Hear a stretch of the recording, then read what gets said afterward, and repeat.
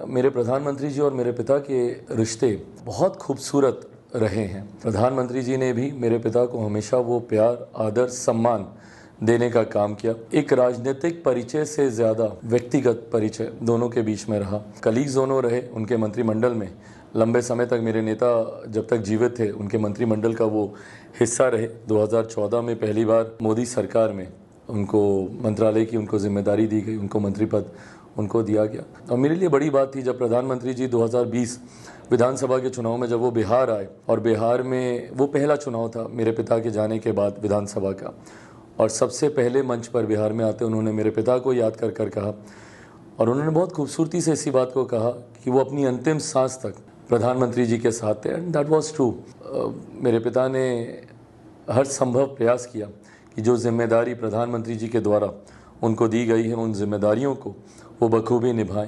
प्रधानमंत्री जी ने भी मेरे पिता के द्वारा किए गए हर कार्य को सराहने का काम किया, और आज भी हर मन से मेरे पिता को जाने के बाद जब प्रधानमंत्री जी उनको याद करते हैं तो अपना दोस्त, मित्र, एक करीबी साथी, इस तरीके से उनको जब वो संबोधित करते हैं, एक पुत्र होने के नाते मुझे अच्छा लगता है। मेरे लिए बड़ी बात है, मेरे परिवार के लिए ये बड़ी बात है कि देश के प्रधानमंत्री मेरे पिता के जाने के बाद आज भी उनको इतने अपनेपन से याद करने का काम करते हैं। मेरे प्रधानमंत्री मेरे पिता के अनुभव को बहुत ज़्यादा अहमियत देते थे।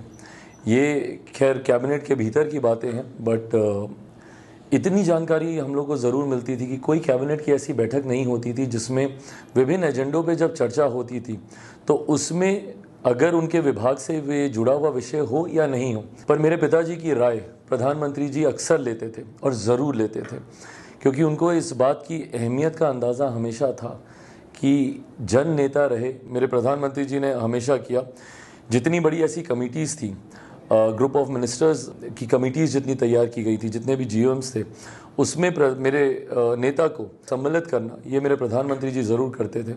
अंत में इतना ही कहूँगा कि उनके अनुभव का ज़्यादा से ज़्यादा लाभ लिया जा सके। 5 दशक से ज़्यादा मेरे पिता सक्रिय राजनीति में रहे। 69 में पहली बार वो विधायक बने, 77 से वो सांसद रहे। देश में 6 प्रधानमंत्रियों के साथ उन्होंने कार्य किया। इस अनुभव को हमेशा मेरे प्रधानमंत्री ने सम्मान देने का काम किया।